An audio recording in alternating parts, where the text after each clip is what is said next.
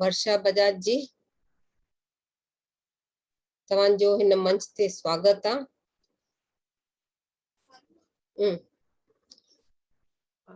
तव्हां असांखे law of progression जे बारे में समझाईंदव। Over two U. जेके ध्यान जी स्थिति में कंटिन्यू करना चाहिए वो करे था सघन। ओवर टू यू वर्षा जी।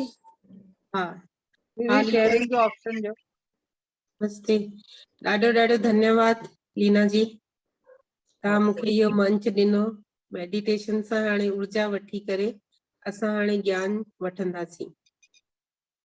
सभिनी खां पहिरीं मां ब्रह्म ऋषि पत्री सर खे ऐं स्पिरिचुअल टैबलेट जे जनक डॉक्टर जीके सर के कोटि कोटि नमन थी कयां।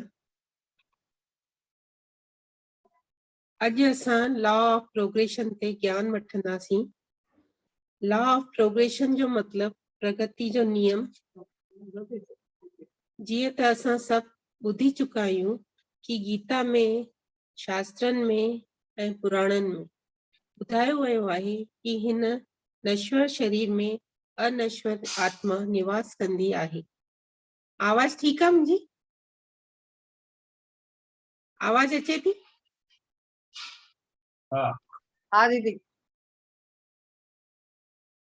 कि हिन नश्वर शरीर में अनश्वर आत्मा निवास कंदी आहे ऐं आत्मा चोलो बदलदी रहंदी आहे ऐं हे आवागमन जो चक्र निरंतर हलंदो रहंदो आहे।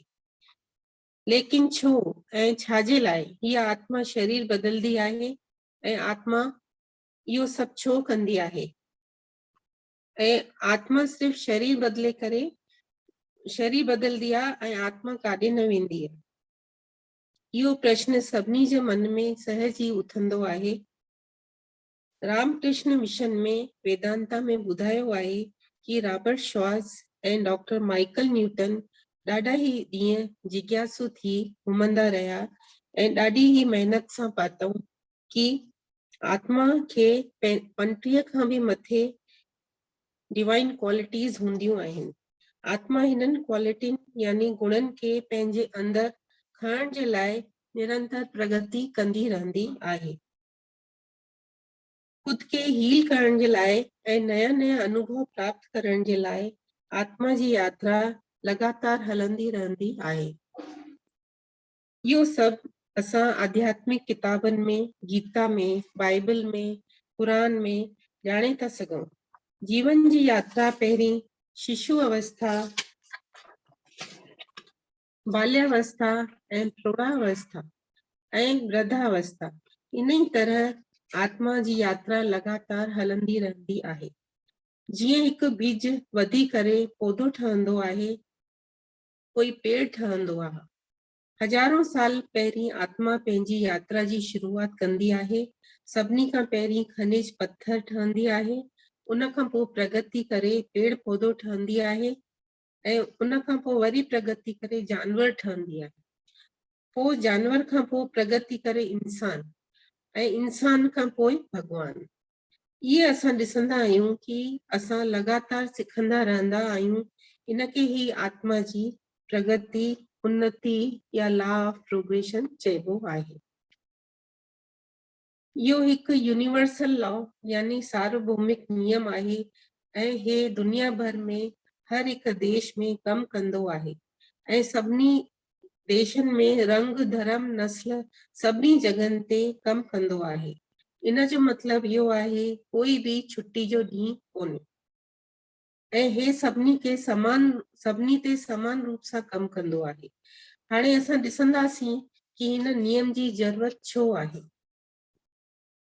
पृथ्वी ते असां माण्हुनि जो जीवन ॾिसंदा आहियूं कि कुछ माण्हू सफलता जी शिखर ते आहिनि ऐं कई माण्हू ॾाढी ई मुश्किल सां जिंदगी गुज़र बसर कंदा आहिनि। इहो सभु ॾिसी असां भगवान खे ॾोह ॾींदा आहियूं कि वास्तव में भगवान इहो सभु कंदो आहे। न, भगवान इहो सभु न कंदो आहे। असां उदाहरण ॾिसंदा आहियूं जेके बि महान उत्कृष्ट माण्हू थिया आहिनि, जीअं Warren Buffett, MS Dhoni, Charlie Chaplin, Roger Federer, इन सभिनी जे चरित्र जो अध्ययन कयूं त पाईंदासीं कि इन्हनि में कुछ विशेष गुण आहिनि। जंहिंमें सभिनी संघर्ष ते विजय पातऊं ऐं असफलता जो बि सामनो कयो। हिननि जी ॾाढी आलोचना बि थी, जोखिम बि खयो, लीक सां परे हटी करे बि कमु कयो। हिननि अहिड़ी क्वालिटियुनि खे हिननि अंदरि खयो, हिननि खे ही प्रगति जो नियम चवंदा आहियूं। अहिड़ा ही 10 कानून आहिनि, नियम आहिनि जो कि असांखे असांजी सफलता जे लाइ सहायता कंदा आहिनि। प्रिया जी फर्स्ट नियम,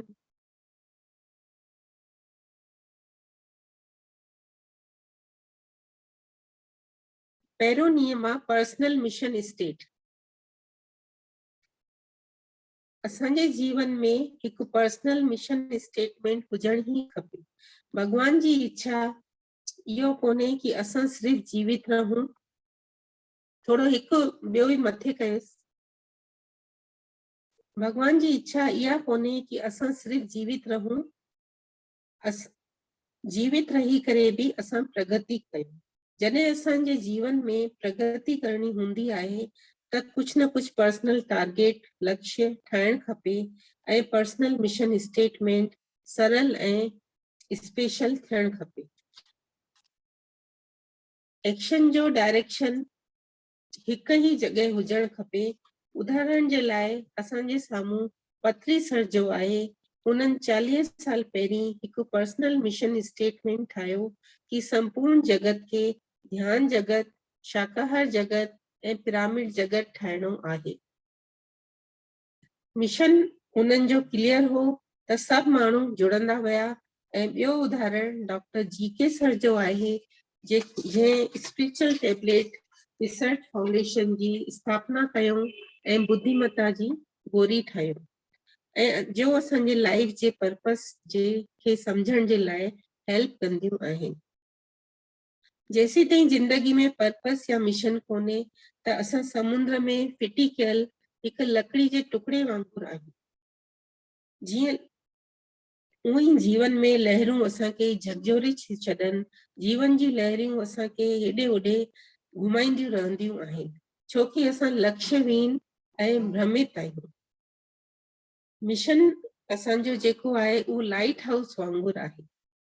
यदि असां पर्पस जे बिना जियूं था त असांजे लाइफ में जो पर्पस आहे इन जो जवाब असांखे ध्यान में पंहिंजे हायर सेल्फ सां कनेक्ट थी करे मिलंदो आहे।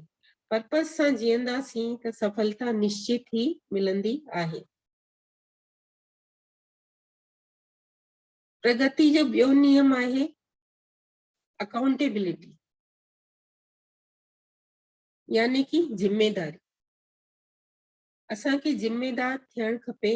जेतिरो जल्दी असांखे इहो एहसास थींदो कि असांजे जीवन जे लाइ असां खुद जिम्मेदार आहियूं।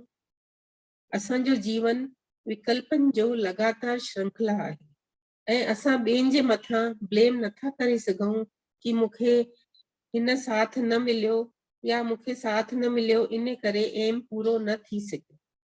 असांखे हर परिस्थिति मां सुठे में सुठो कढी करे अॻियां वधण खपे। असां जॾहिं पंहिंजे सोल प्लान समझी करे पंहिंजी जिम्मेदारी समझदासीं त हर कम करण जे लाइ तैयार थींदासीं। प्रगति जो टियों नियम आहे लक्ष्य खे पूरो करण जे लाइ दृढ़ निश्चय। असां में हर कम पूरो करण जे लाइ आत्मविश्वास ऐं भरोसो हुजण खपे। अगरि असांजो निश्चय पक्को आहे तॾहिं असां अॻियां वधी था सघूं। असांजे में पर्याप्त इच्छा शक्ति हुअण खपे। आत्मा जी योजना जे अनुरूप अगरि असां कोई इच्छा रखंदा आहियूं, उनखे लगन सां पूरी करण जी कोशिश कंदा आहियूं त आत्मा जी प्रगति कोई नथो रोके सघे। शास्त्रनि में भी ॾाढा ही उदाहरण आहिनि। हिकु उदाहरण सावित्री ऐं सत्यवान जो आहे, जो सावित्री पंहिंजी इच्छा शक्ति सां सत्यवान जा प्राण वापस वठी आई। गीता में भी चयो वियो आहे कि कर्म फल जी इच्छा जे बगैर कर्म कंदा वञो। चौथों प्रगति जो नियम आहे स्ट्रॉन्ग माइंड।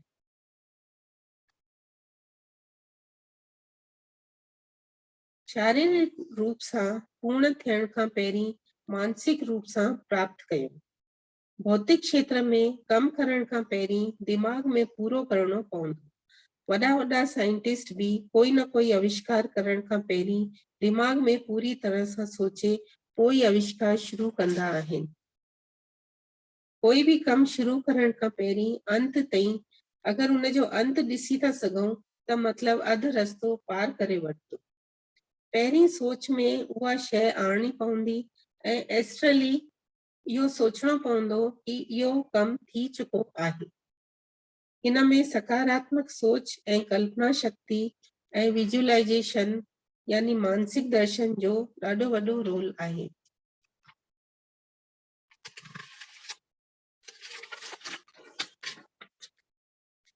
प्रगति जो पंजो नियम आहे स्टे अहेड, मतलब अॻियां रहण।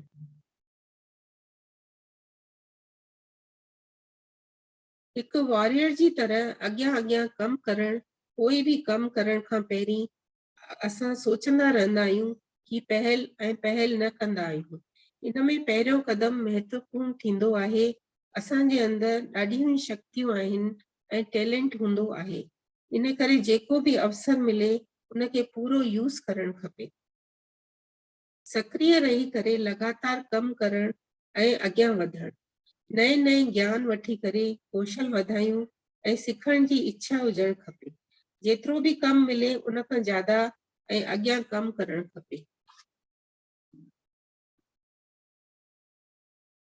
प्रगति जो 6 नियम आहे प्रगति जे रस्ते में अचण वारियूं बाधाउनि जो पहिरीं ही अनुमान लगाइण ऐं पहिरीं ही तैयारी करण।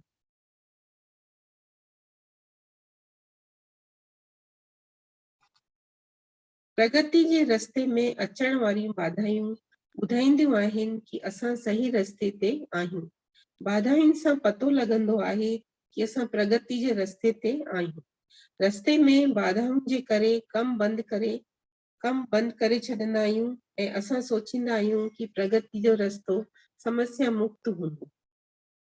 पर जेकी भी बाधाऊं अचनि थियूं उहे असांखे सिखाइण लाइ थियूं अचनि ऐं भले ही सामाजिक रूप सां समस्या ॾाढी वॾियूं लॻंदियूं आहिनि, पर इहा असांजी आत्मा जी उन्नति जे लाइ सिखाइण जे लाइ आई आहे।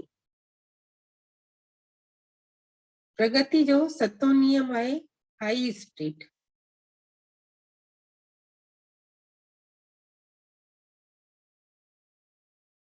जेतिरी अधिक मजबूत भावना ओतिरी ही ज्यादा सफलता। चयो भी वियो आहे जिते चाह उते राह। सही भावना या दृष्टिकोण प्रगति जो रस्तो ॻोल्हे ही वठंदो आहे। जीवन हमेशा आसान न हूंदो आहे ऐं असां जेके तरह जी परिस्थिति जो सामनो कंदा आहियूं उहे असांजी समस्याऊं, समय सीमा, त्रासदी ये सब आत्मा जी शक्ति खत्म करे छॾंदियूं आहिनि। पर असांखे आत्मा जी शक्ति के संजोए करे रखणो आहे ऐं असांजे अंदर पावर हमेशा हूंदी आहे। इनके पॉजिटिव पर्पस लाइ यूज़ करण खपे। उदाहरण जे लाइ एल्कोहलिक माण्हू जेके शराब पीअंदा आहिनि उन्हनि खे ॾाढो समाज में हे दृष्टि सां ॾिठो वेंदो आहे ऐं उन्हनि खे तरह तरह जा नाला शराबी नशेड़ी चवंदा आहिनि। अहिड़ियूं आत्माउनि भी पंहिंजे एक्सपीरियंस लाइ हिन रूप में तरह तरह जी लर्निंग सिखंदियूं आहिनि। ॿियो उदाहरण ॿारनि जो आहे जो पंहिंजे माउ पीउ खे छॾे करे हली वेंदा आहिनि ऐं पंहिंजी लाइफ में अॻियां वधी वेंदा आहिनि। कुछ इन तरह जूं सामाजिक रूप सां स्थितियूं जंहिंखे असां सुठो न समझंदा आहियूं, वास्तव में इहे स्थितियूं सोल खुद ही प्लान कंदियूं आहिनि ऐं इन मां लर्निंग ऐं एक्सपीरियंस वठंदियूं आहिनि। असांजे साम्हूं जेकी भी कठिनाई ईंदियूं आहिनि सोल जी प्रोग्रेस जे लाइ हेल्पफुल थींदियूं आहिनि। प्रगति जो 8 नियम इम्पोर्टेंस ऑफ टाइम। प्रतिदिन मायनो रखंदो आहे, हर घड़ी जी क़ीमत आहे। प्रगति जे लाइ असांखे हर ॾींहं जे हर ॾींहं खे पूर्ण रूप सां जीअण जी आवश्यकता आहे। चींटी जो उदाहरण आहे कि असांखे उन खां सिखणु खपे। चींटी जहिड़ो नंढो जीव बि असांखे सिखण लाइ सबक आहे। असांखे बुद्धिमानी सां उनजे मार्ग जो पालन करणु खपे कि उहा भविष्य जे लाइ खुद खे तैयार कंदी आहे ऐं हेॾे नंढे जीव जे लाइ बि इहो महसूस करण लाइ पर्याप्त आहे कि यदि उहा तैयारी न आहे त हुनखे भुगतणो पवंदो। असांखे प्रॉपर प्लानिंग करणु खपे, समय जी वैल्यू करणु खपे कि जेके बि प्लानिंग आहे वीकली, मंथली, ईयरली, हुनखे सिंसियरिटी सां पालन करे समय जो संतुलन विहारणु खपे। प्रगति जो नओं नियम आहे इंटेंट टू फिनिश, यानी जेको कम शुरू कयो उनखे ख़त्म करणु। कॾहिं कॾहिं आख़िरी चाबी सां ही तालो खुलंदो आहे। जो असां शुरू कंदा आहियूं उनखे समय सां ऐं दृढ़ संकल्प सां पूरो करणु असांजी प्रगति जे लाइ ॾाढो ही महत्वपूर्ण आहे। असां उत्साहपूर्वक ॾाढी योजनाउनि खे शुरू कंदा आहियूं ऐं अध रस्ते ते छॾे ॾींदा आहियूं। जेको बि शुरू कंदा आहियूं उनखे पूरो करणो आहे ऐं असांखे विचलित न थियणो आहे। कॾहिं बि असां कहिड़े बि कम खे आलस्य जी वजह सां न कंदा आहियूं। कॾहिं असां सोचंदा आहियूं कि असां हे कम न करे सघंदासीं, मुंहिंजे बस जी कोन्हे ऐं पंहिंजी कमियूं ॾिसण लॻंदा आहियूं। लेकिन असांखे वॉरियर जी क्वालिटी अपनाइणियूं आहिनि ऐं हर सिचुएशन खे फेस करण जे लाइ तैयार रहणु घुर्जे। बाधाउनि जे कारण निराश न थियणु खपे ऐं असांखे बुद्धिमता सां समय जो प्रबंधन करणो आहे, हार्ड वर्क ऐं लेबर बि करणो आहे ऐं असांजो टेस्टिंग टाइम आहे। इन टाइम में कम से कम कम ख़त्म करण ही जीत आहे। पहिरीं जल्दी जल्दी कम ख़त्म न, पूरी तरह कम ख़त्म करण ही प्रगति जो उद्देश्य आहे।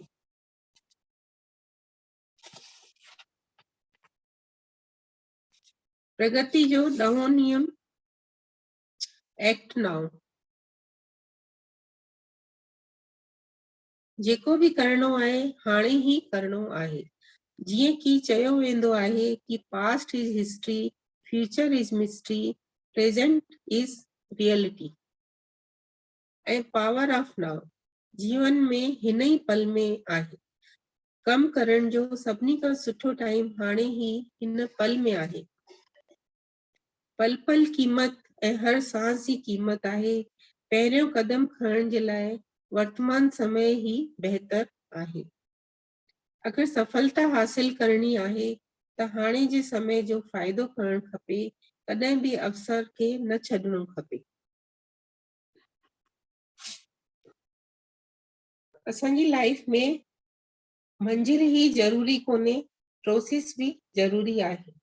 धैर्य पूर्वक निरंतर असांखे कम करणो आहे। बूंद बूंद सां ही घड़ो भरंदो आहे। यात्रा खे एंजॉय करणो आहे ऐं सफलता मिले त उनखे भी एंजॉय करणो आहे। असफलता भी सफलता जी तरफ राह आहे। नंढी नंढी शयुनि सां ही वॾो चेंज ईंदो आहे। मिडिल पाथ ते बैलेंस वे में हली करे कम कंदासीं त प्रोग्रेस थींदी। विच में कठिनाइयूं समस्याऊं ईंदियूं, ये सभु असांखे सिखण में सहायता कंदियूं आहिनि।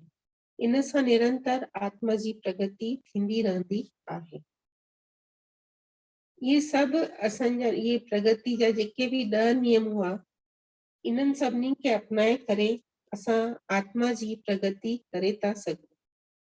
धन्यवाद।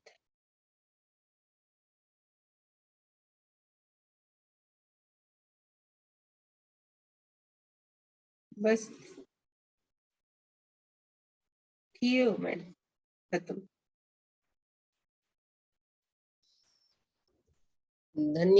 धन्यवाद वर्षा जी। वे सुठी तरह समझाव जीअं law of progression spiritual level ते पंहिंजी उन्नति पाण कीअं करणी आहे। इन जे कनेक्टेड के कुछ सवाल जवाब हुजे, शेयरिंग कुछ डाउट क्लियर करनो हुजे त वर्षा जी को पूछी सघंदा आहियो। धन्यवाद धन्यवाद वर्षा जी। पंहिंजी उन्नति जीअं असां चवंदा आहियूं भाई प्रोग्रेस पंहिंजे हथ में अथव, पाण खे पाण मोटिवेट कयो, पाण खे पाण मोटिवेट ही करण ही ज़रूरी आहे। पंहिंजी आध्यात्मिक उन्नति असांखे करणी आहे, असांखे ही वर्क करिणो आहे, असांजे करे ॿियो कोई न कंदो। कुछ भी सवाल जवाब हुजे पूछी सघंदा आहियो।